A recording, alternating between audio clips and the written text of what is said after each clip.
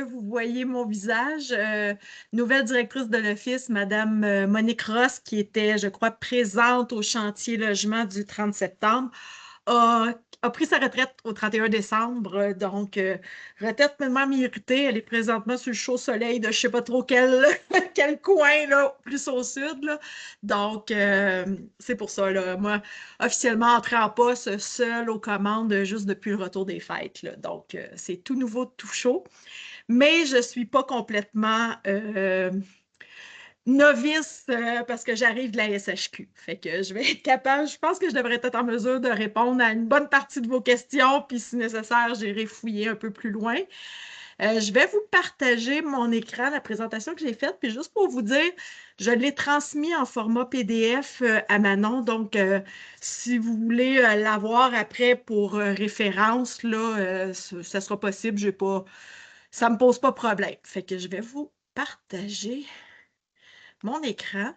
Puis là, j'ai deux écrans. Fait que ça se peut que vous me voyez un peu de côté si je regarde ma présentation. Je ne sais pas. Est-ce que tout le monde vous voyez la présentation? Oui. Oui, parfait. Donc, programme de supplément au loyer, qu'on dit souvent plus le PSL. Officiellement, c'est PSLQ parce que c'est le programme de supplément au loyer Québec qui est présentement en vigueur. Donc, pour soutenir les ménages à faible revenu.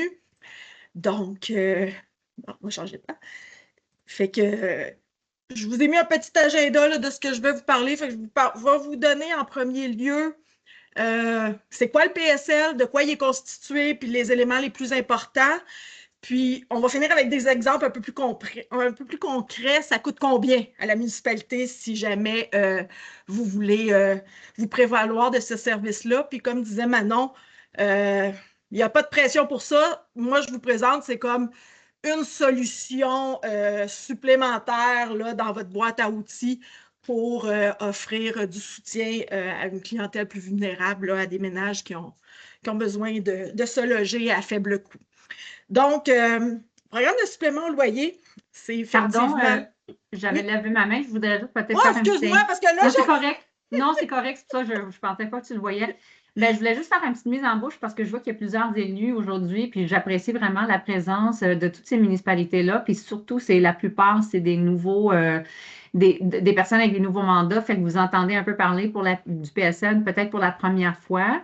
Sachez que c'est quelque chose qu'on a déjà discuté au niveau de la MRC, puis on peut continuer à discuter. On sort pour discuter avec l'expert, puis si vous avez besoin de plus d'informations, etc., n'hésitez pas.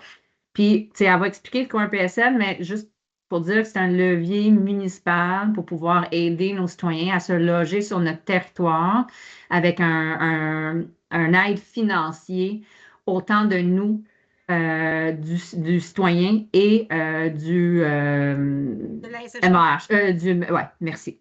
Alors, je vais juste faire cette petite mise en bouche pour commencer et on va continuer. Vas-y. OK.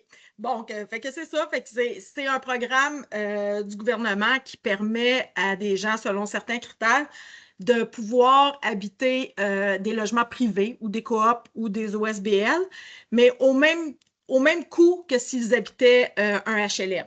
Fait que, je sais que c'est pas tout votre territoire là, qui a des HLM, là, mais regardez, je vous donne un petit résumé, puis je pense que je vais peut-être vous le grossir un petit peu, le tableau, pour être bien certain que vous le voyez. Ce sont les 20 municipalités de votre MRC.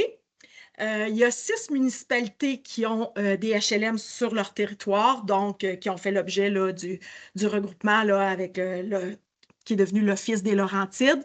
Donc, et vous avez aussi, parce que pour certaines municipalités, quand même, vous êtes malgré tout familier avec les PSL parce que vous avez des projets, ce qu'on appelle accès logis sur vos territoires. Là, je ne me suis pas gardé les noms, là, mais je pense entre autres à La Belle, c'est le manoir La Bellois, ou il y a plusieurs trucs. Fait que les projets ACL, pour certains logements, bénéficient de subventions PSL. Fait que ce n'est pas complètement nouveau là, pour toutes vos municipalités, mais officiellement, sur votre territoire, il n'y a que la ville de Mont-Tremblant et de Sainte-Agathe-des-Monts qui participent actuellement au programme, qui ont signé une entente. Fait que je voulais vous dresser un petit portrait là, de la situation. Oui, madame. Là, moi, je vois juste Lac Tremblant Nord. Fait que. Non, c'est beau, mais OK, c'est un ancien c'est la nain. main de Désolée. tantôt. Oui, OK, je pensais que ça a été descendu. Désolée. parfait. Euh, Oui. donc, oui, je pense qu'il faut que je le remette en format. Il y a une autre question, une autre main levée de Oui, M. Picard. Monsieur Alors, Picard. bonjour, j'avais juste une question, si vous pouvez retourner au tableau précédent. Alors, juste pour que ça soit clair dans mon esprit, ces trois programmes, quelle est la différence entre les trois programmes, puis qui finance ces trois programmes-là? Bien, HLM, c'est vraiment le plus vieux programme là, des bâtiments qui ont été construits sur vos territoires. Participation. Je vous dirais que règle générale, là, c'est toujours 90% SHQ, 10% municipalité. Fait que HLM, des immeubles qui appartiennent à la Société d'habitation du Québec, mais auxquels vous participez à hauteur de 10% sur l'ensemble des opérations. Donc, vous financez le déficit, on va se le dire, en HLM, c'est du déficit. PSL, c'est ce que je vais vous présenter là, dans pas long. Les programmes Axélogie, c'est souvent des projets de nouvelles constructions qui partent de votre milieu, soit d'OSBL qui ont été créés. En tout cas, ça part vraiment du milieu c'est comme à la Belle, c'est vraiment un conseil d'un organisme là, qui s'est créé pour construire un immeuble. Là, je n'ai pas tout le nombre de logements, j'aurais dû me le mettre de côté. Donc, avec la participation de la SHQ, mais il y a aussi du financement de la ville. Dans le programme Axélogie, c'était au moins à hauteur de 20 à 22% là, que la municipalité devait contribuer pour faire sortir de terre le projet. Donc, à l'intérieur même de ce projet-là, c'est possible d'avoir. Habituellement, c'est au minimum 50%, là, mais des fois, c'est un peu plus, des fois, c'est un peu moins de logements qui sont subventionnés en plus. Mais à la base, le projet Axélogie, c'est la construction de l'immeuble qui est subventionné. Après ça, il est autonome puis il doit s'autosuffire. C'est-tu Encore clair, là, M. Picard? oui, le but principal, c'est d'aider les gens avec des À salaires, faible, des conditions oui, c'est ça, à faible à revenu. faible revenu. Oui, OK. dans les projets ACL, autrement dit, on parle de logements abordables parce que les logements qui ne sont pas subventionnés là, par le programme de supplément au loyer, c'est quand même des loyers abordables là, qu'on appelle. Là. Ça varie un peu, là, mais c'est pas mal plus bas que le marché. Puis, OK. il offre aussi des logements subventionnés. Très bien, merci. Monsieur Loranger. Oui, mais en fait, je suis juste posé à Sainte-Lucie, ça s'appelle les Lucioles, là, je pense que C'est ça, oui. c'est ça, je pense que c'est 8 logements, mais c'est des personnes âgées autonomes, OK? Donc, ça ne vise pas nécessairement des familles, ça peut être, dans ce cas-ci, c'est essentiellement des personnes âgées qui occupent les Lucioles, donc qui ont une petite cafétéria, bon, ils ont une autonomie, là, mais c'est sûr qu'il y a beaucoup de bénévoles, puis il faut aller chercher des subventions à gauche, à droite, là, pour Pour les pouvoir opérations. avoir des repas à moindre coût, des choses comme ça. Oui. Bien là, je n'entrerai pas là-dedans, mais c'est vrai, effectivement, dans les projets ACL, il y a différents volets, soit que ça s'adresse aux personnes âgées, soit que ça s'adresse aux familles, puis à l'intérieur des personnes âgées, est-ce que c'est une résidence avec des services de repas, de surveillance, puis il peut même avoir des projets là, vraiment pour des clientèles particulières, là, handicapées, santé mentale, tout ça. Là. Fait que c'est vraiment distinct, un projet distinct, là, mais je voulais juste vous illustrer que si vous avez des projets Axélogie sur votre territoire, indirectement, vous participez déjà au PSL. C'est juste que c'est limité uniquement à ce projet-là. Donc, dans le programme de supplément au loyer, il est maintenant constitué de 3 volets. Avant, on parlait de juste un volet régulier, ordinaire, quand les gens respectent un maximum de revenus, des critères de résidence, tout ça, ils deviennent admissibles à une subvention, on les place sur une liste d'attente, puis on cherche des loyers. Depuis 2 ans peut-être, il y a un volet 2 pour les besoins exceptionnels en matière de logement. Fait que c'est vraiment pour des ménages qui sont dans une situation un peu plus critique. Fait que je vais vous les détailler là, dans l'autre page. Et il y a également un volet 3 qu'on appelle préjumelage. Puis ça, c'est assez récent, c'est juste depuis l'an dernier. Parce que parfois, on a des gens qui habitent déjà un logement, puis qu'ils ont une baisse de revenus, mais ça fait longtemps qu'ils sont là, ils ont des loyers qui sont admissibles, qui respectent tous nos critères, puis au lieu de les déménager pour les mettre dans l'immeuble d'à côté qui est subventionné, ben il y a la possibilité de subventionner le logement qu'ils habitent déjà. Fait que c'est un peu nouveau de l'année passée, là. Ça facilite la vie, surtout pour les listes d'attente de l'Office, je vous dirais. Dans le volet 2, qui est vraiment celui-là qui est le plus nouveau et qui est le plus utilisé, je vous dirais, il y a 4 situations dans lesquelles ce volet-là s'applique. La première situation, c'est ce qu'on appelle vraiment le PSL d'urgence. C'est les gens reprises de logement, ils ont subi un sinistre mineur dans leur logement qui leur empêche d'habiter. Fait qu'ils se retrouvent vraiment là, présentement à la rue, puis il faut rapidement les reloger. Fait qu'il y a vraiment des unités qui leur sont réservées. La situation numéro 2, c'est vraiment la violence conjugale ou intrafamiliale. Donc, je vais dire madame, mais en tout cas, un ménage qui subit de la violence, qu'on doit sortir la famille du milieu violent de façon rapide. Les situations 3 et 4, ben ça va relever de Mme Contant qui va vous les dire tantôt. Ce sont des PSL qui sont réservés au ministère de la Santé, donc qui passent obligatoirement par le CIS pour être attribués. Volet itinérance et volet jeunesse pour ceux qui sortent d'un hébergement de protection de la jeunesse. Donc là, je vais vous reprendre. Vous allez voir qu'il y a comme 2 distinctions quand on parle de l'urgence puis quand on parle du régulier. Donc, dans le volet régulier, les ménages qui sont admissibles, c'est en fonction du règlement sur l'attribution de la SHQ. Je vous l'ai résumé en gros. Le plus important, ce sont des citoyens canadiens, résidents permanents. Ils doivent être suffisamment autonomes parce qu'on les place en marché privé, on ne les place pas en résidence pour personnes âgées. Puis oui, ça peut être, tantôt je vous dis en ACL, il y a certaines qui ont des services, mais c'est comme à part. Ils doivent avoir habité au cours des 24 derniers mois, minimum 12 mois sur le territoire de l'Office. Donc, les 4 MRC, pas juste la vôtre, les 4 MRC, Antoine Labelle, Pays d'en haut, Laurentides et Rivière-du-Nord. Ils doivent avoir des revenus inférieurs au PRBI, qui est les besoins impérieux. Là, attendez, je vais vous dire le vrai titre complet. Le plafond de revenus déterminant les besoins impérieux.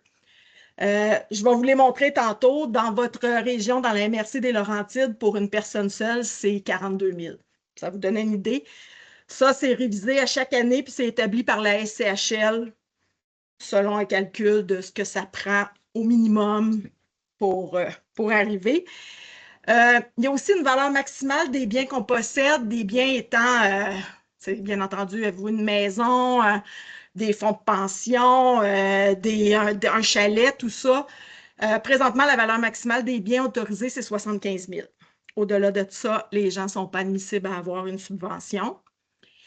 On doit aussi obligatoirement respecter la typologie du logement, c'est-à-dire qu'une personne seule ne peut pas demander à habiter un 5,5.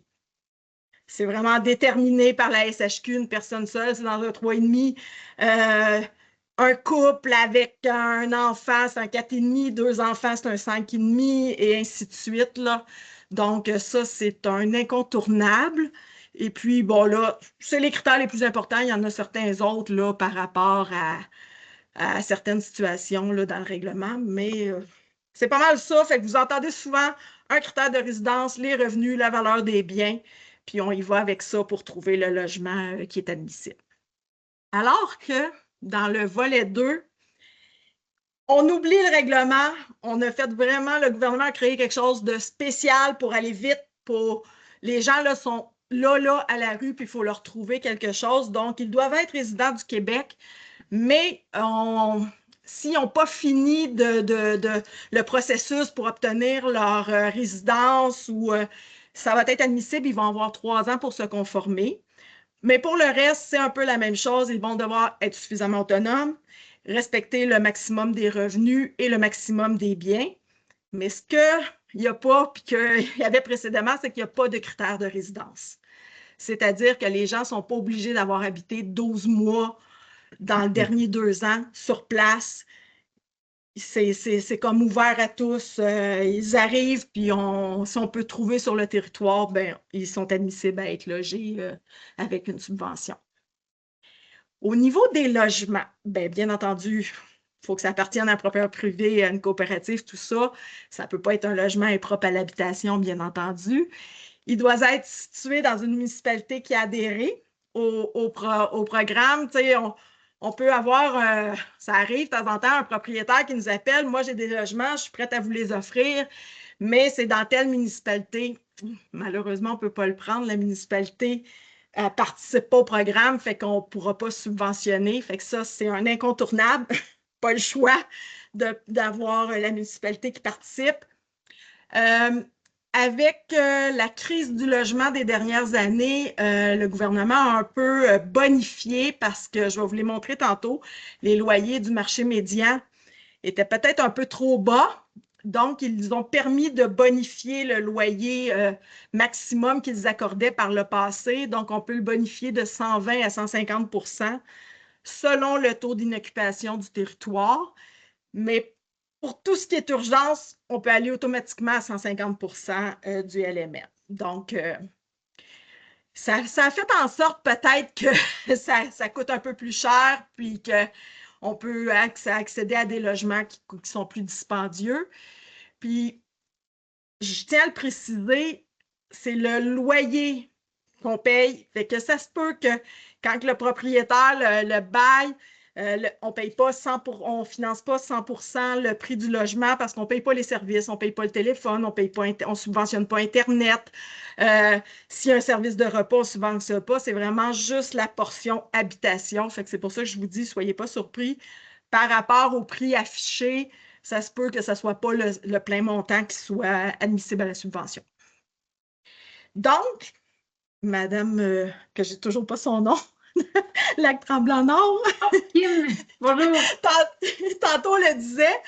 Donc, la subvention PSL, elle se divise entre trois bailleurs de fonds, si on veut. Le ménage qui est admissible, qui va être subventionné, va devoir payer sa part de logement. Je vais vous l'expliquer. Ça correspond à 25 % de ses revenus comme en HLM.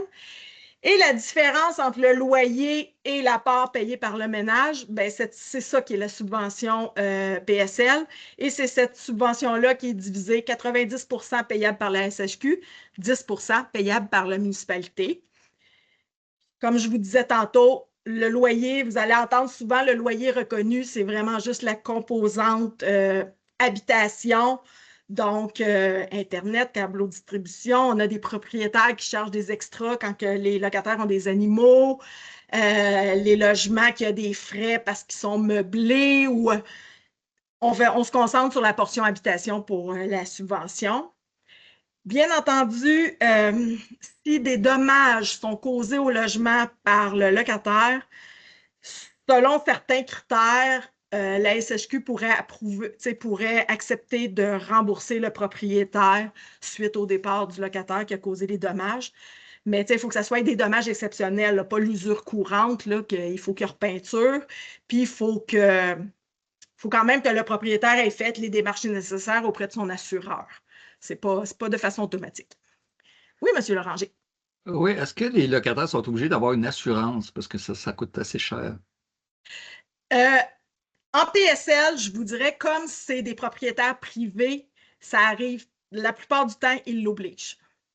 Puis, ils n'auront pas le choix parce que le bail est signé entre le propriétaire et le locataire. La municipalité, elle n'intervient pas, puis la SHQ, elle n'intervient pas. La municipalité et la SHQ, ils font juste financer une subvention au propriétaire, fait qu'il y a le droit d'exiger ça. Contrairement à du HLM où on le suggère fortement, mais on n'empêchera pas un locataire d'avoir un logement HLM même s'il n'y a pas d'assurance. Mais oui, vous avez raison, le propriétaire privé peut l'obliger. Je vous le disais tantôt, la subvention qui est 90-10. Oui, c'est ça. Fait La première modalité administrative, c'est vraiment d'avoir l'entente entre la SHQ, la municipalité et l'Office pour confirmer l'adhésion au programme. Présentement, ce sont des ententes de 5 ans qui sont renouvelables, mais possibilité d'y mettre fin avec préavis. Je tiens juste à souligner que dans la mesure où il y a un locataire subventionné, même si vous y mettez fin, c'est difficile là, de retirer la subvention à un locataire sans le remettre à la rue. Fait que souvent, on va mettre fin aux ententes à la quand le locataire a quitté le logement subventionné, on ne mettra pas quelqu'un d'autre dans le logement. Il faut juste, oui, vous pouvez vous mettre fin à l'entente, mais il faut juste faire attention au moment où on met fin à l'entente, là, pour pas remettre le locataire à la rue.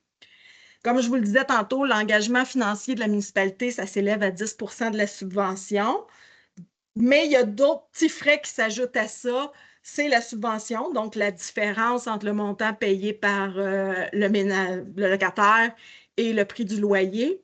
À ça s'ajoutent des frais d'administration. Présentement, les frais d'administration sont de 16,50 par mois par unité, ce qui fait 1,65 par mois par logement subventionné, si on veut, par subvention pour la municipalité. Les frais d'administration sont versés à l'Office. Je veux vous le dire, sont versés à l'Office. C'est ce qui permet d'avoir, c'est du salaire, là, les employés qui gèrent toute la paperasse, si on veut, des ententes, des versements mensuels aux propriétaires, des renouvellements de baux, tout ça. C'est ça, les frais d'administration. Ils sont fixés par la SHQ puis ils sont mis à jour, indexés une fois par année. Les frais de livraison, je vous les mentionne parce qu'habituellement, quand c'est une toute nouvelle unité, l'Office a le droit à recevoir 550 $, ce qui ferait 55 $ pour la municipalité, pour la mise en place de la nouvelle unité. Mais dans la vraie vie, il n'y en a plus beaucoup de nouvelles unités. Fait qu'on n'en voit pas souvent des 550 $ parce que là, on promène les unités d'une place à l'autre entre les offices là, quand il y en a de ne pas utiliser parce que les nouvelles unités sont limitées. Là. Juste pour vous dire, l'année passée, pour l'année 25-26, donc qui se termine au 31 mars, il y avait 1000 nouvelles unités pour tout le Québec. Fait que on est dépendant des budgets, mais il y a quand même un roulement là, au niveau des unités qui existent déjà et qui ne sont pas utilisées ou qu'il y a plus. Ils sont à zéro, là, parce que des fois, ça arrive. Puis je vous le mentionnais tantôt, bien entendu, les frais de réparation des logements. Je tiens à souligner que c'est comme, oui, il y a l'entente, mais au niveau de l'entente, chaque municipalité a l'opportunité de limiter son engagement financier pour pas que ça devienne un buffet à volonté. Je vais juste finir, M. Picard, puis je vous reviens. Dans le sens où elle, la SHQ, elle va financer son 90 % de toutes les unités que vous allez accepter. Mais on comprend que chaque municipalité a des contraintes financières qui lui sont propres. Fait que il y a des municipalités qui peuvent décider, ben nous, on a la capacité financière d'en subventionner 10. Parfois, c'est plus facile avec un montant qu'un nombre d'unités aussi. Là, je le sais quand vous faites vos budgets, parce que des fois, un nombre d'unités, une année, ça peut coûter plus cher ou moins cher selon les augmentations de loyer et les revenus des locataires. Donc, je tiens juste à vous le souligner, là, il y a possibilité de limiter ça, puis le gouvernement va respecter ça, puis l'Office va s'assurer qu'on est selon vos règles. Oui, M. Picard. Oui, dans le contexte que vous parlez, je pense à un propriétaire de logement, j'imagine. Alors, ma question, c'est que si un entrepreneur veut créer ce genre de logement-là, avant d'être rendu, est-ce que vous nous parlez, j'imagine, il y a une autre étape avant ça qui se fait? Ou ça fait toute partie du même processus? Ben, c'est dans le même processus dans le sens où le PSL, là, ça peut être n'importe quel propriétaire privé, là, que son logement, il est n'importe où, là, sur votre rue, sur votre territoire. Je vais vous montrer avec des exemples. Le maximum de son loyer, le loyer qu'il charge, ça respecte nos critères, il est d'accord à participer au programme, parce qu'il faut aussi que le propriétaire soit d'accord à participer au programme, son logement, il est conforme, il est habitable, il est propre, il n'est pas insalubre. OK. Fait que ça part direct. Ce que vous me parlez, c'est si on monte un nouveau projet, on sort de terre des nouveaux logements sociaux, là, il y a toute une portion du financement de la construction, là. Fait que avant, Oui, c'était bien, du c'est un accès peu ça que je logis. voulais savoir. Alors, C'est ça. le programme ici que vous parlez, c'est un programme où est-ce que les bâtiments sont déjà en place, puis qu'un propriétaire veut offrir ce genre de loyer-là à des gens. Euh, puis là, on a un programme ici qui est disponible. C'est dans ce C'est ça, sens-là? oui. Le programme de supplément au loyer est vraiment quand on a le loyer. Donc, que ce soit d'un propriétaire privé ou d'un tout nouveau projet là, de logement social. Là, tantôt, comme je vous disais, là, OK. M. Loranger parlait des Lucioles. Là. Fait que ça arrive après. Là.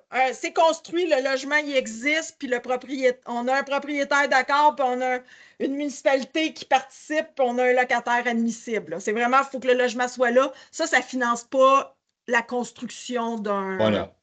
d'un nouveau Puis une logement fois que ce social. logement a été pas certifié ou attitré comme un logement abordable, est-ce qu'il est comme ça en permanence pendant 20 ans ou comment ça marche? Non, comme je vous disais, habituellement, ce sont des ententes de 5 ans, mais on y va avec le bail à chaque année. Comme je vous disais, c'est sûr qu'un locataire qu'on installe dans un logement qui est admissible, on lui octroie une subvention au loyer, puis il habite là pendant 10 ans. Vous êtes comme engagé pour 10 ans. Si jamais vous voulez quitter avant ça parce que la municipalité d'autres, ça coûte trop cher ou tout ça, ben, il faut le planifier un peu d'avance pour que l'Office soit capable de relocaliser ce locataire-là dans un autre logement subventionné ou OK. mais sinon, c'est par période de 5 ans là, que c'est renouvelable. Pour le Là. locataire. Puis si j'ai 8 logements, mes 8 logements doivent avoir des ententes de 5 ans, c'est ça? En fait, la municipalité signe une entente. Après ça, elle vient préciser, ben moi, je suis d'accord, je participe au programme, mais je vais en financer juste 8. Fait que nous, OK. on va arrêter à 8, mais vous signez juste une entente une fois. Parfait, Puis après merci. ça, chaque logement, on a des ententes avec chacun des propriétaires. Là. Mettons que c'est 8 propriétaires différents là, pour qu'ils acceptent de financer ça. Mais tu sais, on a un locataire qui quitte, puis il s'en va dans une autre région ou qui gagne trop cher puis qui n'est plus admissible. Ben, à la fin du bail, vous l'avez encore, cette unité-là. Fait que si vous êtes encore d'accord de poursuivre, de conserver, mettons, je donne dans cet exemple-là, vos 8 unités, puis là, vous en avez une qui n'est pas utilisée, ben on va regarder pour quelqu'un d'autre, puis un autre logement, ou ce même logement-là, mais on va juste mettre quelqu'un d'autre. OK. Puis si vous disiez, ah ben non, moi, la municipalité, là, finalement, on va essayer de se retirer, ben là, celle-là, on la redonnerait ailleurs, puis là, vous en auriez 7. C'est ça, tantôt, je vous disais, vous ne pouvez pas dire, OK, ben moi, demain matin, c'est fini, parce qu'on aurait comme 8 locataires qui, du jour au lendemain, n'auraient plus de subvention au loyer, donc ils se ramasseraient à la rue. Là. OK. Merci. Donc, j'avais changé. Fait que c'est ça, je vous disais, on signe une fois avec la ville, puis après ça, on signe avec chacun des propriétaires.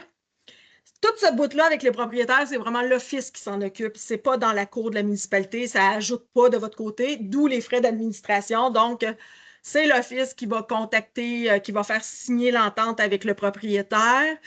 Dans cette entente-là, je vous ai mis les grands points. On va payer jusqu'à 3 mois de logement vacant. Je vous dirais que ces temps-ci, ça n'arrive pas beaucoup, mais c'est une question de s'assurer de ne pas perdre le logement qui est subventionnable. On peut aller jusqu'à 3 mois pour avoir le temps s'il y en a un qui part, de mettre un autre locataire admissible. On a une période tampon de 3 mois pour lequel le propriétaire ne perdra pas d'argent, c'est-à-dire que la subvention va être 100% du montant du loyer. Habituellement, on est en bas de ça.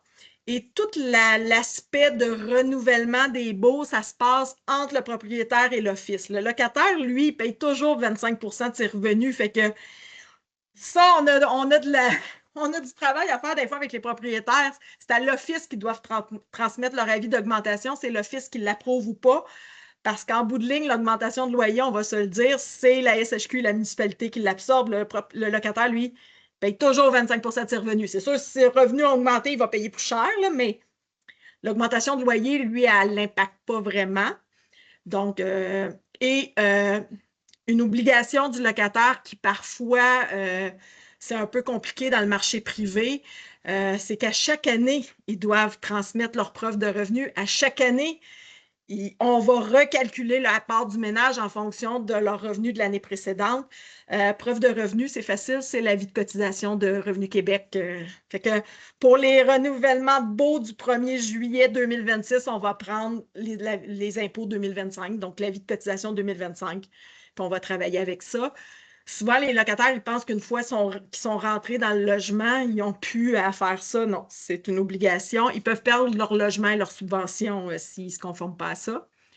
Puis comme je vous le soulignais tantôt, ça reste que le bail est signé entre le propriétaire et le locataire. Fait que toute la relation avec les ménages, c'est de la responsabilité. On ne peut pas aller au TAL. La municipalité ne peut pas aller au TAL. L'office ne peut pas aller au TAL à la place du propriétaire parce qu'on n'est pas propriétaire. Je vous avouerai que ça reste quand même que l'Office, voire même le 6, tantôt Émilie va sûrement vous le dire, on essaye d'appuyer les propriétaires, là, mais tu sais, il faut comprendre que contrairement à HLM où on est, l'Office est propriétaire puis qu'elle gère les chicanes de clôture puis toutes ces affaires-là, en PSL, ça ne nous appartient pas. On verse une subvention uniquement. On essaye d'être quand même gentil, là, mais c'est important, on le précise aux propriétaires. Fait que dans le fond, quand une municipalité est intéressée à participer au programme, c'est avec l'Office qu'elle communique. C'est nous qui avons les documents, on a le contact avec la SHQ, on peut répondre à vos questions, puis vous fournir tout ce que ça prend là, pour l'entente est préparée, fournie par la SHQ. C'est de la responsabilité de l'Office de s'assurer que le ménage est admissible, comme je vous disais tantôt, qu'il respecte tous les critères de revenus, de résidence s'il y a lieu, de valeur des biens, tout ça. Ça, c'est l'Office qui s'en occupe. C'est l'Office qui va calculer le montant du loyer, la part du ménage, la subvention PSL, puis ce qui vient du côté de la municipalité. Puis quand que le logement a été trouvé, c'est aussi l'Office qui va s'occuper, comme je vous disais tantôt, de faire la paperasse avec les propriétaires. Du côté des... mais tantôt, je vais laisser ma collègue plus en parler, mais il y a aussi un soutien pour le maintien en logement, là, surtout par rapport au PSL itinérance jeunesse. Je vais laisser Mme Contant vous parler de ça tantôt. La SHQ va fournir en début d'année le budget prévisionnel du budget PSL relativement à la municipalité. Puis c'est suite à ça qu'on établit une façon de... Parce que dans l'entente, ça dit que la municipalité doit verser le premier de chaque mois, mais dans la vraie vie, on ne fait pas ça, là. On y va selon le nombre d'unités, là, puis il y a des municipalités ils vont nous payer une fois par année selon le réel qui est arrivé. Il y en a qui vont nous faire un paiement d'avance, là, fait que c'est pour ça que je vous disais, là, il y a moyen de prendre arrangement avec la municipalité là, pour la facturation de sa quote-part de 10 %. Tantôt, je vous disais, une fois le logement trouvé, l'Office s'occupe. Oui, monsieur Laurent. Je veux t'aider, il y a un mail avec vous. Écoutez, moi, ce que j'ai vu tantôt, c'est seulement les villes-centres, je peux dire Sainte-Agathe, Mont-Tremblant, qui font partie du PSL, qui payent leur mensualité, en tout cas, qui payent, etc. Oui, mais ce que je me disais, bon, c'est pour Sainte-Agathe, mais en termes de parc de loyer, là, tu sais, quand on regarde toutes les municipalités, on parle de Sainte-Lucie, mais on peut parler de Val-Morin, Val-David ou Val-des-Lacs ou autres, là, qui peuvent avoir des logements, sauf qu'ils ne font pas partie du PSL. Mais ce que je me suis dit, est-ce que d'avoir une gestion par ville-centre pour toutes les municipalités satellites, ça serait pas plus facile de gérer? Je dis pas, là, j'en ai pas parlé à Fred, là, mais j'ai dit. Mais Sylvain, c'est vraiment particulier à chacun des municipalités. Puis, tu n'as pas besoin d'un parc comme Sainte-Agathe 11. Ça peut être un usager pour lequel on trouve un appartement à Sainte-Lucie, puis que vous acceptez de faire un PSL pour un logement qui est attaché à une maison principale de quelqu'un à Sainte-Lucie. Fait que ça peut être aussi très local. Je pense pas que c'est il y a beaucoup de choses qui tombent sur les épaules de Sainte-Agathe puis Tremblant en étant pôle régional. Mais ça, c'est vraiment particulièrement à chacun des municipalités. Mais près de, en termes de temps de gestion, je pense que à part signer les ententes puis adopter une résolution, il n'y a pas grand-chose que les municipalités doivent faire. Je vois Non, non. Sylvie qui Non, confirme. c'est vraiment l'Office qui prend en charge, mais peut-être juste ajouter, c'est possible parce qu'on le voit ailleurs, c'est possible que si, mettons, ça relève de la MRC. Je fais juste vous le dire parce qu'on a des offices, des fois, que c'est comme ça qu'ils fonctionnent. En fait, du côté du service d'aide à la recherche de logement, c'est comme ça que vous fonctionnez. C'est la MRC des Laurentides qui participe au programme, puis après ça, qu'elle vous facture. Fait que oui, ça peut être une option comme ça, mais là, ça vous appartient à l'interne du côté de la MRC, comment vous voulez vous organiser avec ça. Mais effectivement, je suis très consciente des fois en milieu plus rural où il y a moins de logements disponibles. Puis peut-être, je veux juste souligner aussi que Val-David, ça va être. Ils vont. Cette semaine, ils ont accepté là, d'embarquer dans le programme. Fait qu'il va aussi avoir maintenant Val-David là, qui participe dans votre territoire. Sylvie, Madame? il y a deux questions. Oui. Oui, Madame Drouet. Oui, bonjour tout le monde. Merci pour cette présentation-là. Ça rafraîchit ma mémoire. Moi, je suis ici à titre de mairesse suppléante de la ville de Mont-Tremblant aujourd'hui. Nous avions signé cette entente-là. Je pense que c'est en 2022, si ma mémoire est bonne. Alors, on est encore dans la période de validité. J'ai envie de, juste peut-être pour rassurer les autres villes ou municipalités, en fait, pour nous, quand on a été approchés, c'est qu'il y avait vraiment un besoin pour un individu. Alors, ça a vraiment été un cas par cas.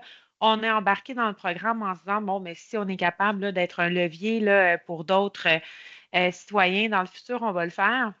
Mais il y a aussi, je pense que c'est important de le mentionner, ça a été dit, mais c'est pas nécessairement bon, des appartements. Nous, cette personne-là avait été, bon, il y avait un appartement dans un logement accessoire, là, dans une maison. Alors, tu sais, ça avait vraiment donné un tremplin à la personne. Puis, de mémoire, peut-être que je me trompe parce que j'ai pas fait la vérification avant la rencontre, mais je ne crois pas qu'on l'a utilisé à nouveau, là, le programme depuis cette fois-là. Là. Alors, ça met pas, ça nous emmène pas dans une espèce de mécanisme irréversible non plus là, de l'adopter. Mais je tiens aussi à dire, c'est une de mes questions au niveau de notre vision MRC, si on était capable peut-être d'unir nos forces puis de réfléchir ensemble. Mais merci de répondre à la question en disant que c'était chose possible. Je veux juste vous dire, Madame Drouin, non, on vous a mis à contribution aussi dans la crise du 1er juillet de l'année passée. Ah, voilà. Pour aider un autre ménage qu'on n'arrivait pas à relocaliser. Puis vous avez accepté haut la main d'ajouter une unité de plus. Super. Monsieur Rochelot. Je voulais juste savoir, tantôt, vous avez mentionné que pour Val-David était pour signer une entente. Parce que moi, je viens d'arriver en poste. Donc, puis c'est la première fois que je l'entends. Donc, je me demandais, ça vise quoi au juste? Écoutez, Val-David, si ce n'est pas passé au conseil de ville de janvier, j'imagine que ça doit être le prochain parce que j'ai fourni l'entente. Moi, de ce que je ne sais pas au final ce que c'était, mais ce qui nous a été proposé, c'est que de Val-David participe au programme PSLQ jusqu'à hauteur de 5 000 $ par année. Donc, selon les ménages qu'on aura, est-ce que ça sera 1, 2, 3, 4 subventions, là? Mais ça serait dans cet ordre de grand. Bien, ça ne sera pas une, là, 5 000, ça va être plus qu'une, là, mais on tourne. C'était justement un cas où, quand on a discuté avec. Bon, d'où? J'oublie, madame. C'était difficile pour. Elle dit, ben là, si on vous dit 4 unités, ça va coûter combien? Puis là, vous allez voir, là, je vais vous montrer des exemples de calcul. Il y a beaucoup d'inconnus. Fait que c'est pour ça que Val-David a décidé d'opter pour un montant maximal par année. Fait que si c'est pas passé au conseil de ville de cette semaine, ça va être bientôt. OK. Je vais poser des questions parce que. J'ai transmis la documentation, l'entente à signer la semaine passée. OK. Bon, je vais poser des questions là-dessus parce que moi, je n'ai pas entendu parler, donc j'étais surpris d'entendre ça. Là, fait que, ben, à moins que je me trompe. Non, c'est Val-David. Parce que des fois, Val-David, Val-Morin, excusez-moi, je ne sais pas pourquoi je les mélange, mais non, je suis pas mal certaine que c'est Val-David. Je vais aller voir mes trucs. Puis c'était, comme disait Mme Drouin, c'était suite à la. Il y avait vraiment le cas de 2 citoyens là, qu'il y avait une volonté de vouloir aider du côté de la municipalité, d'où l'option, cette solution-là avec le PSL. OK. Monsieur Larose. Moi, j'ai juste besoin d'une précision. J'ai juste manqué comme 5 minutes de votre présentation. Pour la municipalité de Montcalm, il me semble, on participe déjà au PSL depuis 2009. Ça se peut-tu? On a un 24 Oui, logements, en fait, il y avait un 12 logements initialement, puis on a passé au 24 logements au complet il y a quelques années. C'est ça. Vous participez au programme via votre projet ACL. C'est ça, je disais tantôt, votre projet Axélogie à Montcalm qui s'appelle, mon Dieu, j'aurais dû me le sortir. C'est les habitations Stephen Jake Bevan. C'est ça. Fait que là, moi, ce Parfait. que je vous parle, c'est le programme PSL at large avec vos propriétaires privés sur votre territoire. Okay. Là, votre programme PSL vous se limite juste à cet immeuble-là uniquement. Parfait. Merci. Fait que tantôt, je vous disais qu'une fois qu'on a trouvé le logement, ben, l'office s'occupe de la paperasse avec le propriétaire, mais point important, qui trouve le logement?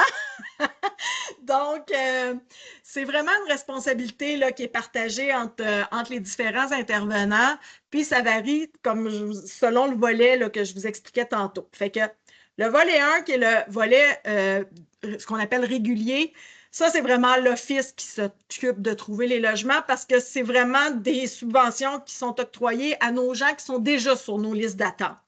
Fait que ça, c'est vraiment plus dans la cour de l'office. Au niveau des PSL itinérance jeunesse, Mme Contant va vous en parler, c'est plus dans leur cours de travailler ça avec les gens qu'ils aident, avec leurs intervenants. C'est sûr que l'office, on n'est toujours pas loin en appui. Et pour le volet 2, là, de ceux qui sont en urgence, que ce soit de la violence conjugale ou il y a une reprise de logement puis ils vont se ramasser à la rue, c'est beaucoup dans la cour de la personne parce qu'elle va nous dire où elle veut habiter.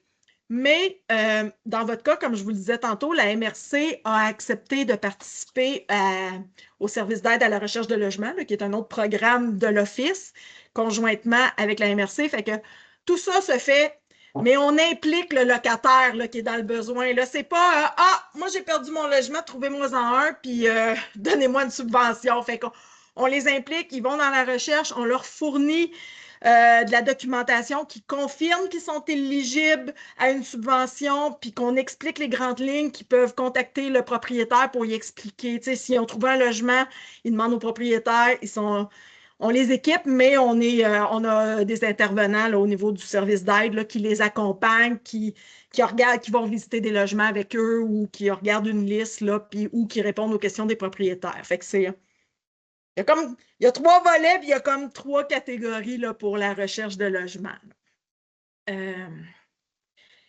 Là, on tombe dans le concret. Là, je vais vous parler de chiffres. Donc, tantôt, je vous disais, les loyers médians, c'est établi par la SCHL. Je ne sais pas si vous voyez bien, si vous voulez que je vous le grossisse un petit peu. C'est établi à chaque année selon les régions administratives. Fait que je vous ai mis ce qui est en vigueur présentement, ce avec quoi qu'on travaille.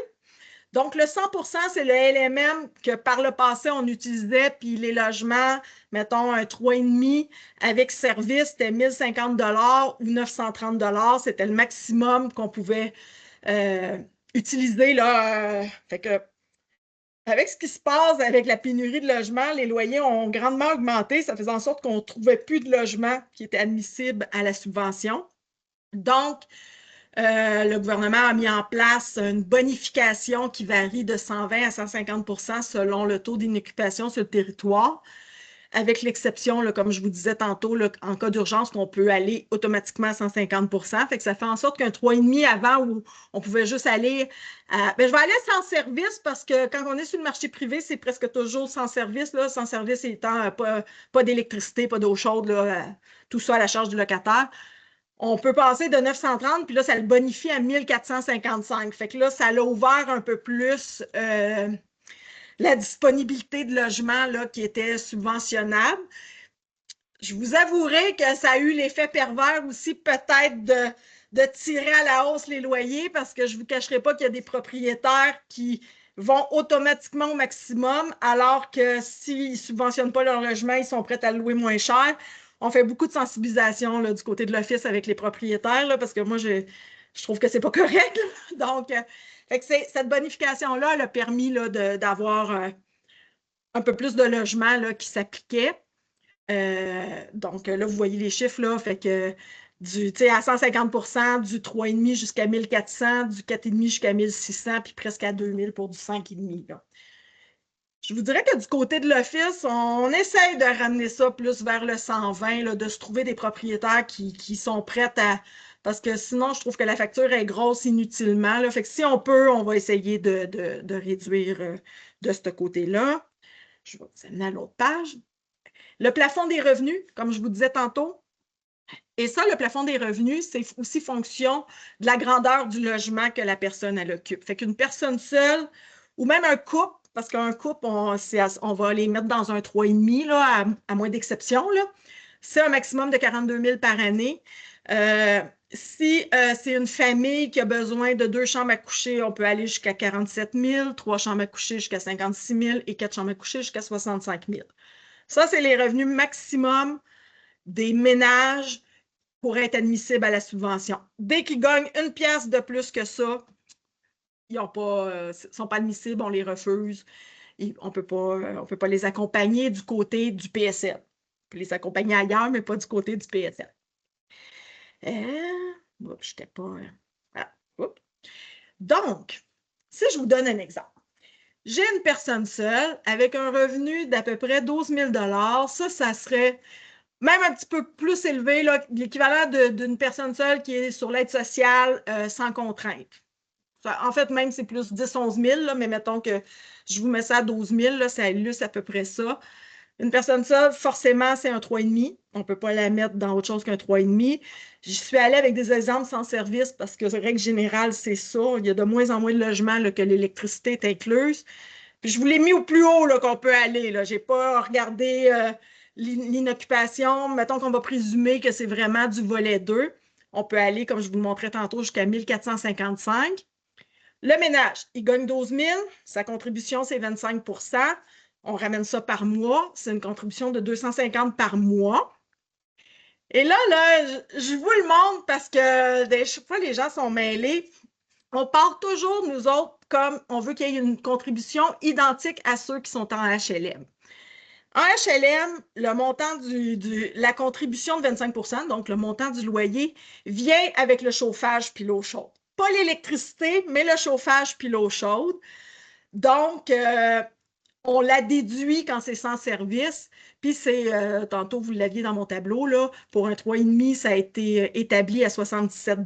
Donc, 250 moins 77, la part du ménage, c'est 173 $.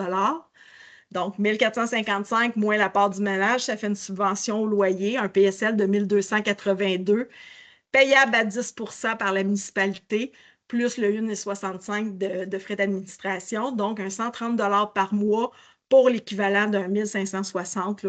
C'est arrondi, là, mais à peu près l'ordre de grandeur de 1560 par année. Donc, pour aider une personne, mettons, sur l'aide sociale, dans un 3,5, ça vous donne l'ordre de grandeur à peu près 1500.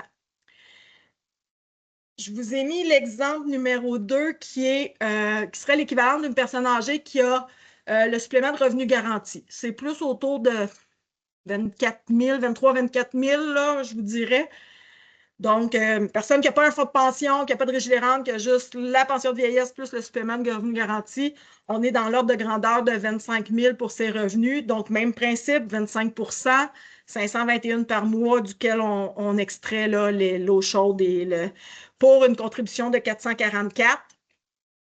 Une subvention au loyer de 1011 $ qui représente à peu près 100 pièces par mois pour la municipalité pour un total de 1200. Et je vous ai mis un dernier exemple avec, en allant au maximum des revenus d'une personne seule qu'on peut accepter, jusqu'à 42 000.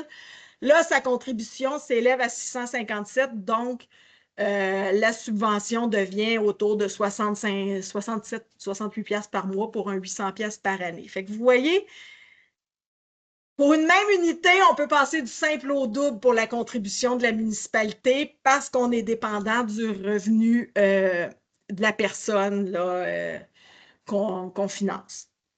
Je vous ai mis un exemple avec une famille monoparentale, maman ou papa, là, mais un adulte avec 2 enfants, mettons, d'âge préscolaire, Quelqu'un aussi qui serait sur l'aide sociale sans contrainte sévère. 2 enfants qui ne peuvent pas être dans la même chambre, donc un gars, une fille ou plus ou moins de 7 ans. Là. Donc, un 5,5. Là, les 5,5 à 150 % on peut aller jusqu'à 1956. Quelqu'un qui est sur l'aide sociale, 25 % c'est le même 250 que tantôt. Sauf qu'il y a quand même un principe de loyer minimum selon la composition du ménage. Donc, pour un adulte, 2 enfants, le loyer minimum de base, c'est 293. Fait que même si la personne, sa contribution, c'est 250 $, on part le calcul à 293.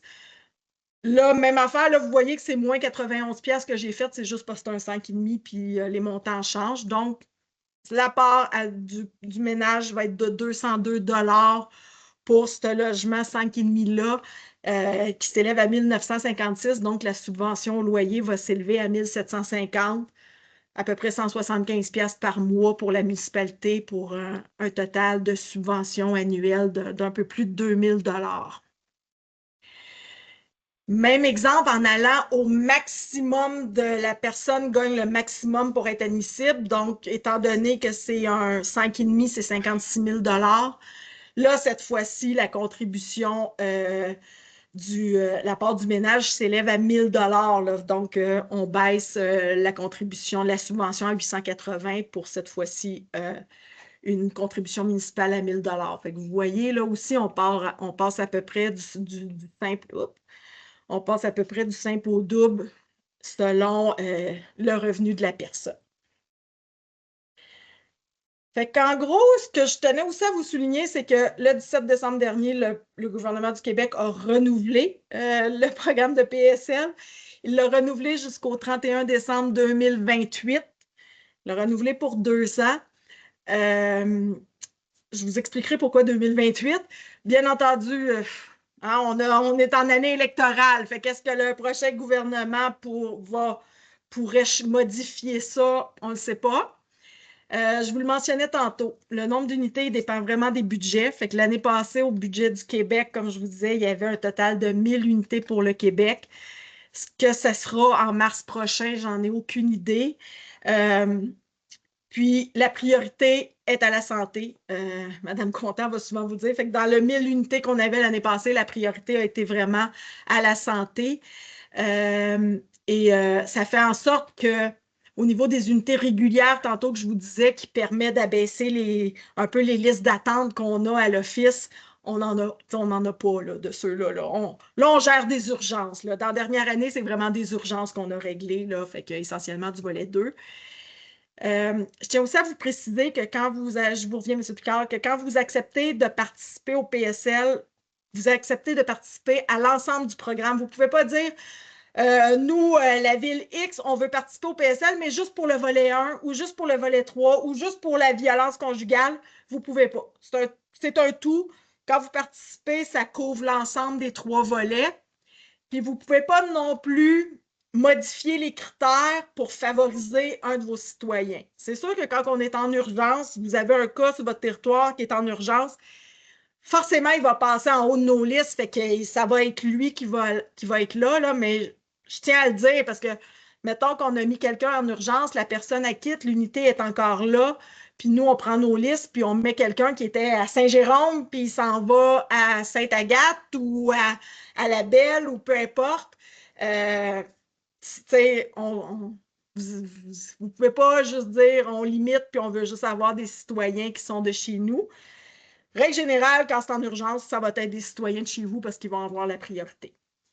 Puis, c'est ça. Fait qu'il faut juste être conscient là, que, comme je vous dis, en urgence, il n'y a pas de critères de résidence. Fait que vous pouvez avoir quelqu'un victime de violence conjugale qui était à Mirabel qui s'en vient à Tremblant, là, selon la priorité. Là. Ça pourrait arriver. Julie, je te passe la parole. Merci beaucoup. Bien, bonjour tout le monde. Donc, c'est ça, je me présente, Émilie Contant. Manon a bien lu mon titre tout à l'heure, mais je vous l'explique brièvement. Je suis la gestionnaire du programme régional Espoir, là, qui est vraiment l'équipe de suivi clinique en itinérance. Je suis aussi gestionnaire du réseau d'éclaireurs. Peut-être que vous connaissez là, parce qu'il y a beaucoup de municipalités qui font affaire avec nous. C'est une équipe qui fait des ateliers de résilience dans la communauté de différents types d'ateliers au niveau de la santé mentale positive, etc. Donc, pour les populations vulnérables. Puis, je m'occupe des dossiers transversaux. Donc, les dossiers transversaux, qu'est-ce que c'est? Bien, en fait, c'est des grands dossiers au CIS qui touchent à l'ensemble des directions cliniques, notamment bien, celui de l'itinérance, de la violence conjugale également, violence sexuelle, sécurisation culturelle, etc. Il y en a plusieurs, mais au plan régional, là, je suis responsable de l'organisation de services là, au niveau même communautaire, là, donc pour tout le CIS des Laurentides et toute la région des Laurentides. Fait que c'est en ce sens-là que je vais vous présenter, moi, le volet des PSL d'urgence, mais spécifiques à l'itinérance et au volet jeunesse. Fait que là, vous devriez bien voir mon écran en termes de présentation. Ça vous va? Vous voyez bien tout le monde? Parfait, merci. Merveilleux. Donc, en fait, là, je vous mets un peu en contexte. C'est sûr que le volet des PSL, bon, ça a été très, très bien expliqué. Fait que j'ai même masqué une ou deux diapos là, parce que Mme Roberge avait fait l'exercice et elle est plus spécialiste que moi dans ce domaine, mais je vous ramène au contexte de l'itinérance en soi. Donc, on sait que l'accès au logement, c'est un défi très persistant, mais encore davantage pour les personnes en situation d'itinérance, considérant le revenu plus bas qu'ils ont ou l'absence de revenus qu'ils ont, ainsi que tous les défis là, au niveau de l'organisation, retrouver ses papiers notamment. Ils ont plus difficilement accès au logement, même en termes de stigmatisation, parce que si vous êtes un propriétaire privé entre une personne en situation d'itinérance puis une personne qui a un emploi, qui a un historique de logement, de location, des bonnes références, bien souvent, le choix est fait envers la personne qui n'est pas en situation d'itinérance. Fait que, bref, vous voyez le topo, là, c'est plus difficile pour nous de relocaliser les gens, puis c'est plus difficile pour eux d'avoir accès à un logement, surtout avec le coût des logements, parce qu'il y a une réduction quand même très importante du nombre de logements disponibles dans la région en regard du coût augmenté. On sait qu'on est une région touristique. Suite au COVID également, il y a eu vraiment une augmentation là, des coûts du logement, des reprises des chalets là, par plusieurs, de la vente également. Donc, bref, ça l'a quand même touché puis modifié le paysage, disons, et le portrait du nombre de logements disponibles puis de l'accessibilité de ceux-ci en termes de coûts. Fait qu'en regard de tout ça, ben, c'est sûr qu'on a eu un plan d'action interministériel en itinérance qui a été fait en 2021 pour la période 2021-2026, qui, je sais bien, on est déjà en 2026, mais qui est reconduit pour un an parce que, bon, ils travaillent à faire le prochain plan d'action. Et dans l'état actuel du gouvernement, ben, qui sera peut-être reconduit 2 ans, là, ou je ne sais quoi, mais il y a quand même un petit flou artistique sur la suite de ce plan d'action-là. Cela dit, dans le plan d'action interministériel, il y avait une volonté claire, justement, des différents ministères de s'allier et de favoriser l'accès au logement pour les personnes en situation d'itinérance et aussi pour les jeunes.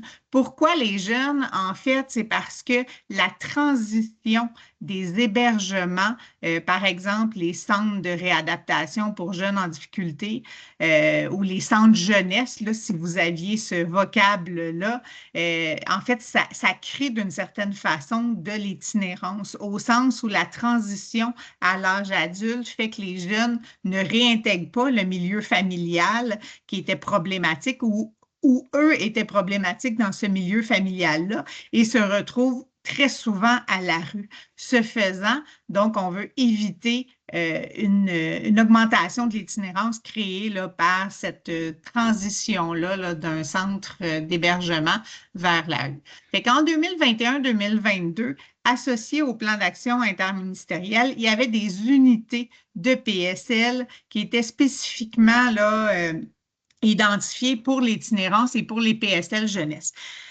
À ce moment-là, ils étaient octroyés à la région, donc au 6 des Laurentides, mais on devait absolument identifier dans quel office de l'habitation, dans quel territoire, avant vos fusions, là, dans quel territoire on allait les donner. Ce qui était quand même un exercice difficile parce qu'il fallait jouer au devin et dire où on allait relocaliser les gens dans quelle municipalité. Là, je vous rappelle qu'ils sont en situation d'itinérance, donc ils n'ont pas d'adresse. C'est des citoyens non domiciliés, comme on les appelle. Ils proviennent de nos municipalités.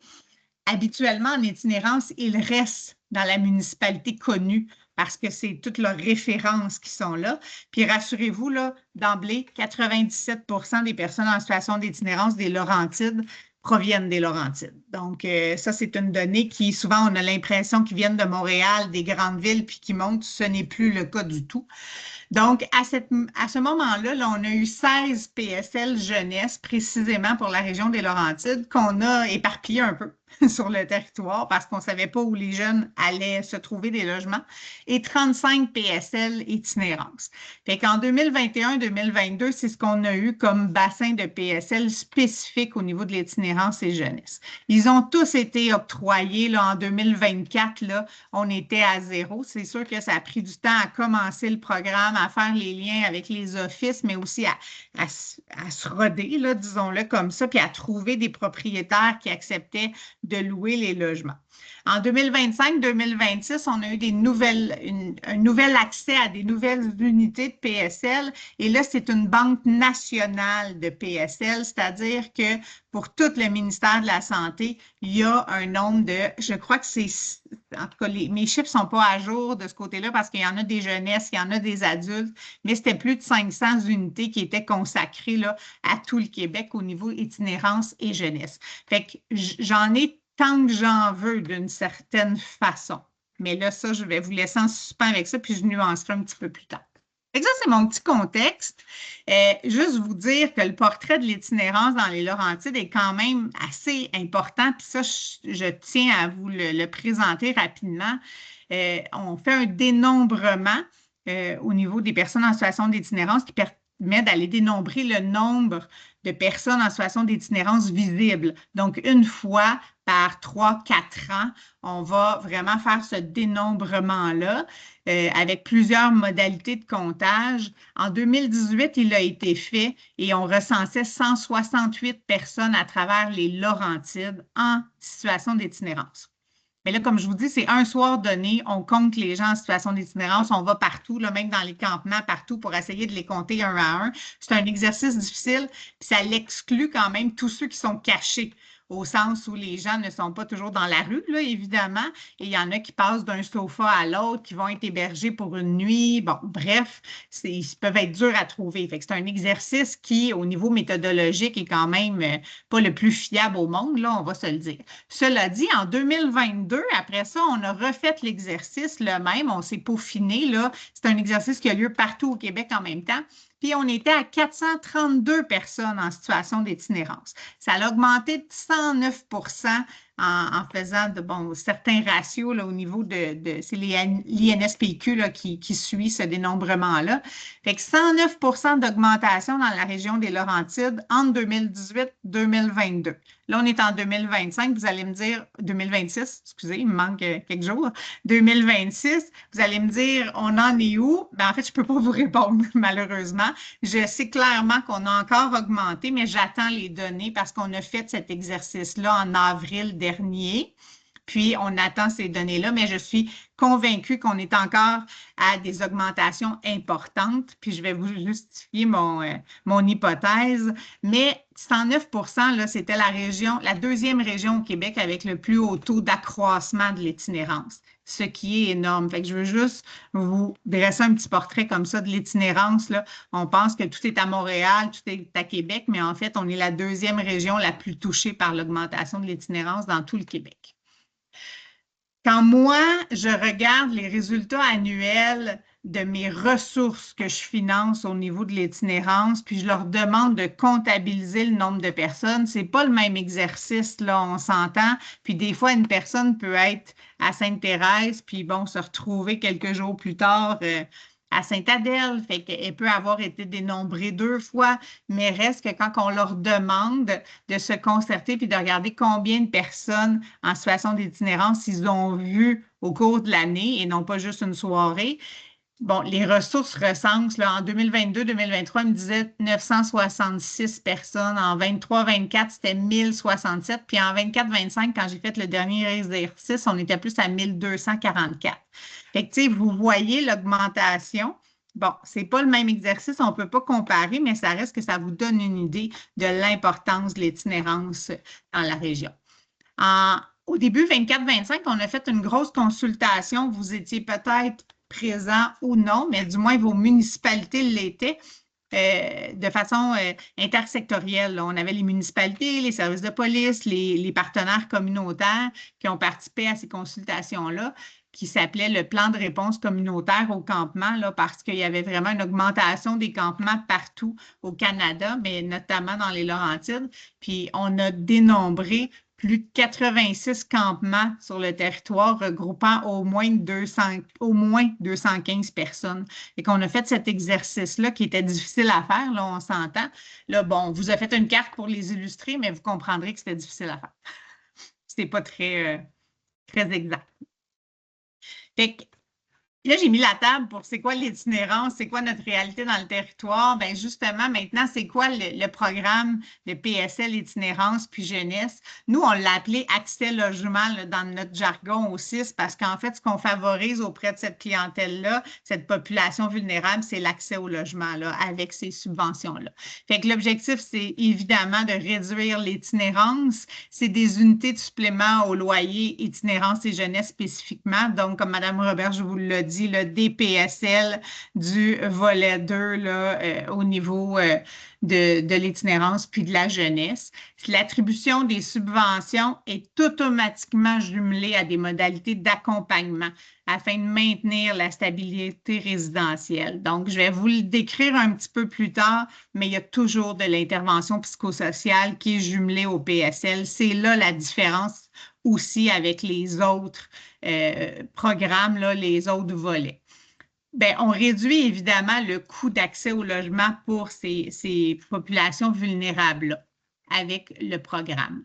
Évidemment, le programme est en partenariat avec les offices de l'habitation là, parce que c'est quand même le programme des PSL à proprement parler, mais les critères sont assouplis en fonction de cette clientèle spécifique là, du fait qu'elle est vulnérable. Donc, il y a certains arrangements qui sont pris là, au niveau du programme là, pour faciliter l'accès à ces clientèles vulnérables. Évidemment, l'accompagnement personnalisé, elle est faite par une équipe spécialisée qui est soit du CIS des Laurentides. Il y a surtout 2 équipes de toucher.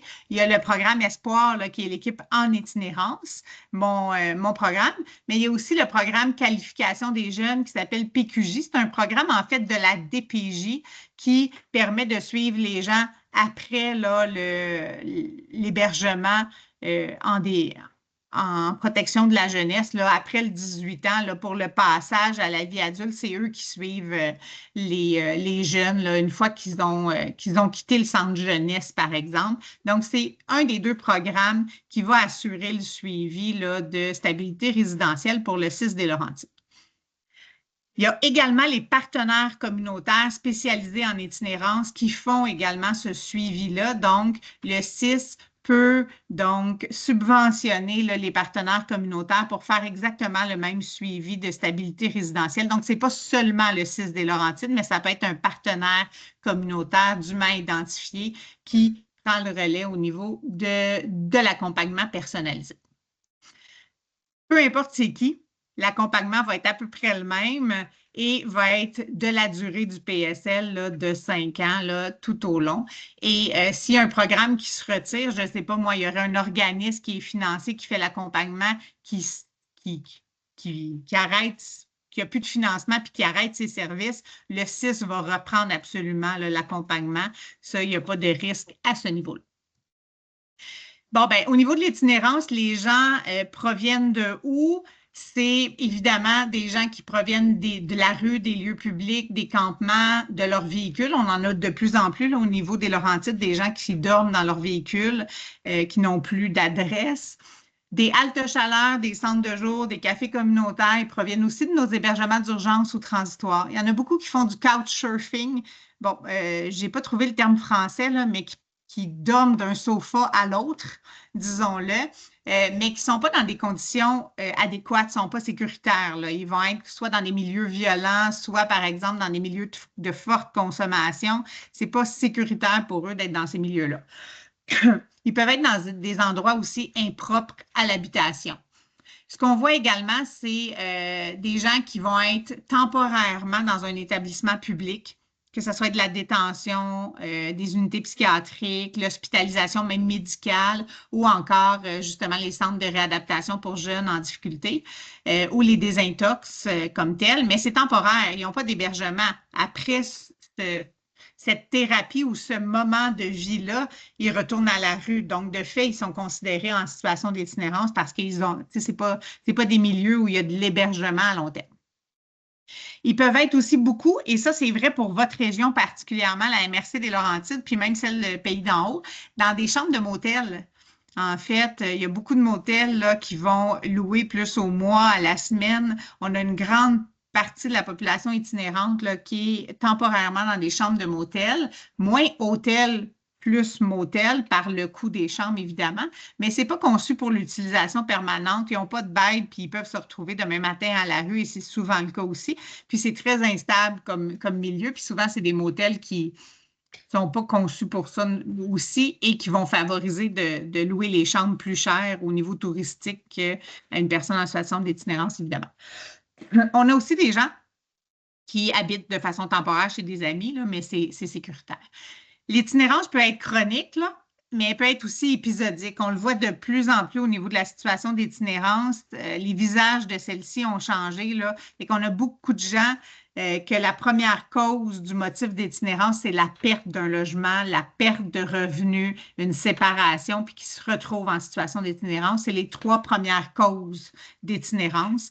Oui, il y a de la santé mentale, oui, il y a de la dépendance aussi, mais c'est des causes qui arrivent un petit peu plus tard. C'est ça qui a changé depuis les 10 dernières années, disons-le comme ça. Donc, l'admissibilité au programme, bien, elle est simple d'une certaine façon. Il faut être éligible au PSL itinérance ou jeunesse selon les critères de la SHQ. Là. Donc, c'est exactement ce que Sylvie vous a présenté en fonction du revenu, notamment. Donc, être en situation d'itinérance pour le volet itinérance ou être un jeune qui sort d'un CRJDA là, ou d'un service d'hébergement de la protection de la jeunesse. Sinon, d'accepter l'offre d'accompagnement en suivi résidentiel, c'est les seuls critères qu'on a comme tels. Donc, il n'y a pas d'autres critères au programme que ceux-là. Les objectifs, ben, je pense que c'est clair pour vous, là. Faciliter l'accès à un logement de façon rapide, sécuritaire et permanent. On veut faciliter l'accès au logement, mais réduire les coûts du logement aussi là, pour répondre à leurs autres besoins essentiels, considérant que les revenus sont très, très bas. Il y a quand même des besoins alimentaires, des besoins autres qu'il faut combler. Donc, le logement, ça peut être difficile à concilier. Pour vous donner une idée, là, quand on parle de maison de chambre, qui n'est pas un logement nécessairement permanent et parfois pas sécuritaire non plus, quand on parle de maison de chambre dans les Laurentides, là, ça peut tourner jusqu'à 900 $ pour la location d'une chambre. C'est énorme pour avoir seulement une chambre partagée dans une maison qui parfois en termes de cohabitation et en termes de règles de vie, disons, peut être assez la jungle. Je vais m'en tenir à ce propos, là, mais ça peut être quelque chose comme tel. On veut améliorer la condition de vie des personnes, l'intégrer au sein de la collectivité, évidemment, la réinsérer finalement au plan social et à tous les plans, de renforcer ses compétences, favoriser son autonomie.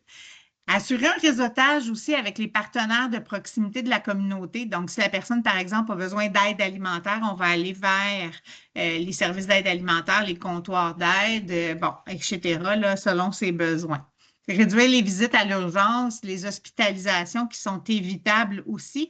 En fait, on s'assure de stabiliser sur tous les plans de vie la personne dans le cadre de ce programme-là, parce que ce n'est pas seulement de mettre un toit sur la tête de la personne, mais s'assurer aussi de l'accompagner dans le développement de ses habiletés, puis dans le retour au logement, parce que je pense que vous êtes conscient de ça, mais les personnes dans la rue sont en survie. En fait, sont en survie, ne sont pas dans les mêmes modalités qu'on peut avoir et parfois, c'est difficile pour eux de revenir à une routine de vie puis à une réorganisation. Fait qu'on va les aider on les accompagne vraiment dans ça. Les rôles et responsabilités, vous les avez nommés très bien là, dans la présentation précédente, mais la SHQ fait toutes les orientations du programme, le soutien aux offices de l'habitation, le financement aussi de celle-ci, tandis que le ministère de la Santé, bien en fait, puis Santé Québec maintenant, là, va faire les orientations, le soutien des établissements du CIS, le financement, le suivi des cibles, les arrimages avec la SHQ. C'est un programme commun là, quand on parle des PSL itinérance et jeunesse. Puis, ils vont regarder tous les obstacles là, quand on a des difficultés justement avec ces programmes-là ou à les réaliser. Nous, comme CIS, bien, on a 2 chapeaux principaux. Il y a toute la coordination, le financement, le suivi des organismes. Puis aussi tout le mécanisme d'accès, le déploiement, la mise en place des comités d'attribution parce qu'on nous demande justement de sélectionner les personnes en situation d'itinérance pour s'assurer de leur priorisation et tout ça. En fait, la région n'a pas nécessairement une grande priorité dans le sens où si la personne a un besoin, est en situation d'itinérance ou sort des centres de jeunesse, elle va être prioritaire. C'est-à-dire que c'est sûr qu'on pourrait prioriser plein de choses si la personne est une femme, a des enfants, est enceinte, s'il y a des enjeux, personnes aînées, etc. On peut toujours les prioriser, mais l'enjeu, c'est le logement. Donc, c'est surtout ça. Si on avait des banques de logements, ben là, ça serait facile de prioriser les gens puis pouvoir les placer, etc. Mais en fait, on n'a pas de logement. Donc, tout le monde devient un peu prioritaire en ce sens-là. Puis, c'est le premier logement trouvé ou la personne qui trouve le premier logement qui va être un peu priorisé d'une certaine façon. Bon, on s'assure de faire l'accompagnement par le programme Espoir puis le programme de qualification des jeunes. On s'assure aussi de faire de la formation puis de soutenir nos organismes communautaires qui font du SRA. Puis le SRA, là, c'est l'acronyme de suivi résidentiel avec accompagnement, là. Donc, on s'assure vraiment d'être dans les bonnes pratiques. Les organismes communautaires, eux aussi, nous aident dans ça. Fait qu'ils font, comme je vous le disais, l'accompagnement SRA. Ils s'impliquent dans l'élaboration des mécanismes d'accès puis dans toute la reddition de comptes parce que c'est une mesure qui est très suivie du ministère. Pourquoi elle est très suivie? Parce que, ben en fait, on ne se le cachera pas, il y a des coûts associés à ce programme-là qui sont importants en termes d'accompagnement puis en termes du PSL, de la subvention, mais c'est quand même moins dispendieux que de mettre en place des hébergements d'urgence transitoire 24/7 de façon importante, là, parce que ça coûte moins cher d'une certaine façon à la société que de placer quelqu'un en logement, d'y mettre de l'accompagnement personnalisé, un filet de sécurité autour d'elle, que d'avoir une infrastructure au niveau de tout ça. Fait que le ministère suit vraiment de façon très près là, la réalisation de ce projet-là. Bon, les OH, on l'a bien nommé, leur rôle dans le programme, je ne reviendrai pas, puis la ville aussi, les municipalités, on l'a bien nommé également, fait que j'y viendrai pas. La subvention, ça a été très, très bien expliqué, donc je ne me prétends pas experte, mais je commence à être bonne depuis 5 ans que je travaille avec les PSL. C'est d'une durée de 5 ans. C'est exactement ce qui vous a été présenté. Il n'y a pas de différence pour le volet itinérance puis le volet jeunesse, si ce n'est que c'est automatiquement à 150 % du loyer médian. Donc, on est toujours au maximum qui vous a été présenté puisque c'est un PSL d'urgence. L'accompagnement de stabilité résidentielle, là, je voulais vous entretenir un petit peu plus sur ça pour vous dire qu'est-ce qu'on met en place. Mais en fait, il y a 2 mesures dans le plan d'action, une qui est dédiée à l'accompagnement pour les jeunes, puis une autre qui est dédiée pour les personnes en situation d'itinérance. Puis on a du financement, nous, le ministère de la Santé, pour accompagner ces PSL-là. Fait que ça soit nous qui le fassions ou que ça soit les organismes communautaires, on est financé pour ce faire. Et c'est d'une durée de 5 ans aussi, fait qu'on s'engage à suivre les gens pendant toute la durée de la subvention. Donc, les financements ont été confirmés puis prolongés là, pour 26-27 là, comme tel. Oui, M. Loranger, vous pouvez poser votre question. Oui, j'aimerais juste savoir, comme le projet de la hutte qui s'en vient à Sainte-Agathe, oui. Le projet de 12 millions. Donc, c'est un projet, Je pense que je ne sais pas si c'est je ne connais pas trop le tenant aboutissant, là, à savoir si ça va être du logement, des zones de transition. Comment ça s'intègre là, dans tout ce qu'on parle présentement, là? Comment ça va s'arrimer avec votre démarche, là, puis votre implication de CI3S là-dedans? Mais en fait, le CIS a la responsabilité là, vraiment régionale au niveau de l'itinérance, puis est bailleur de fonds au niveau de plusieurs mesures du plan d'action. Celle que je vous parle là, c'est particulièrement sur la stabilité résidentielle puis le lien avec les PSL, mais de façon générale, on a plein de subventions puis on est bailleur de fonds. Fait que d'une part, le CIS finance le volet des opérations de ce futur projet. En fait, le projet qui est en cours d'implantation. Donc, le CIS s'assure de financer ce volet opérationnel-là, donc les intervenants notamment à l'intérieur du projet. Le projet comme tel, là, c'est un hébergement d'urgence et de transition.